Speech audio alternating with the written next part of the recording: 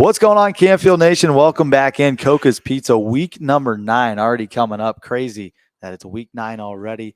Great weather out here. It's fall season. We are pleased to be joined by the head football coach of the Canfield Cardinals, Mike Pavlansky. Coach, thanks for coming out again. Great to be here, Richie. It really is. And can't believe how fast it's gone. It's week 9 already, and looking forward to it. And then obviously looking forward to the postseason. So a big win over East this past week. Good to get back out on the field. Had a bye week. And then you come back out in week number 8. You take care of business from start to finish. But overall, how nice did it feel to get back out there at Rayan? Yeah, it felt really good. Our kids were itching to compete again. And, it doesn't matter who it is. You get to put the C on your chest and go compete for, their school, for their friends, for the city. It's a neat feeling every time you take the field, and there's only so many of them. So you want to take advantage of, every opportunity you have. Talked about it last week. East has kind of struggled a little bit this year. You wanted to get off to a good start, and you did that indeed on that first possession. Brock Lowry throws it all over the place. Spread it out. You go down the field and score a touchdown. That's pretty good way to start a football game. It was. We talked all week long about it doesn't matter who we play. We got to play to our standard. And if we play to our standard and level of football we expect that has been, given to them by past teams, we're going to have a good shot at winning a football game. And, we don't want to play at a level that, is down to somebody who's not as good as us. And we were really pleased with the level of play that we had, how we competed. We graded out real well as an offensive, defense, and a special team. Open up the playbook a little bit. Let Brock, who's going to be a Big Ten quarterback, throw it around.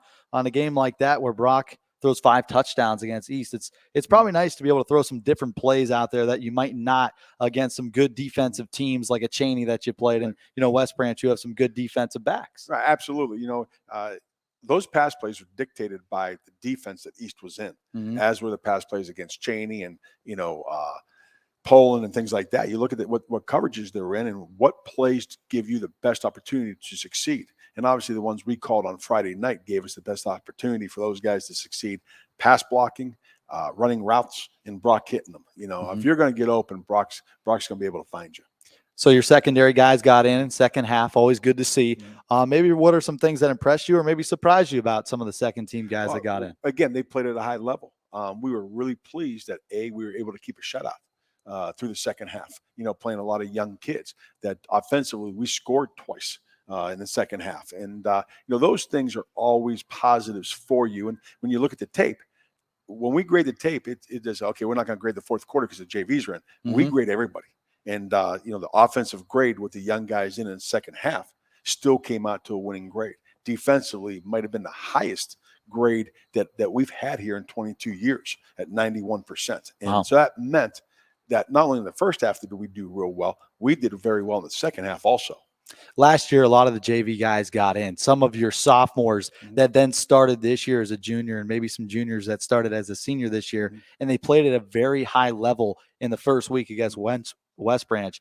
How much do you think that helps getting some of those JV guys some varsity experience for when they get the starting opportunity next year? It can't hurt, that's for sure. So anytime we have an opportunity to put the young kids in, you're certainly looking to the future. There's no doubt about that. But more importantly, right now, those guys show up every day at practice. And they're usually the scout team guys doing stuff that the opponent's going to portray to us and, try and give us the best look possible. And when you can reward them, with playing time on a Friday night, you certainly want to do that. Wide receivers, as you touched on, played fantastic on Friday night when you got Brock in system with everybody, being able to spread the ball around.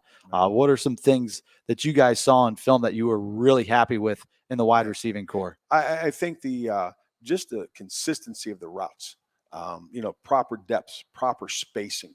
Brock going through his reads, a couple of times he's hitting guys or his second, third read down the field. And, that doesn't happen without the offensive line taking care of business also. We had some trouble with one of their defensive end, the Waller kid, who's really good. And, but with that being said, we were 12 or 13 throwing the ball. Yeah, very effective. All right, we move on to Howland this week. They've got some guys that have hurt some teams this year. Kind of talk about Howland and what the Tigers present this week. They're certainly a physical football team. They're a run-first football team. I think we got them at 75-25 run pass. Well coached. Steve Boyle, forget about the record. they're going to show up and play, Yeah. and they're going to be well coached. And we're going to have to play again at our level and our standard. And if we don't, okay, anytime we play, whether it be a 2-6 team like Holland or a 6-2 team, we're going to have trouble winning the game in the fourth quarter. Yeah. So that's the thing that we're talking about again this week is, again, play to our standard, play Canfield football. It's going to be great to be back home. First time since week 4. We haven't played on Bob Dove Field. And now, obviously, that's a very special place to play. And, now we're going to have at least 3 games at home in a row, and which is nice. And if we win one of the last 2, then we'll have a second home playoff game if we're fortunate to win the first game. So we're getting close to the end of the regular season. Week number 9 coming up. With that bye week, you got a chance to clinch a top 2 spot in this region like you talked about. What kind of excites this team about playing in this part of the year? Well, I think it's just the building for the future. They've achieved 2 of their goals. They beat Poland. That's 1.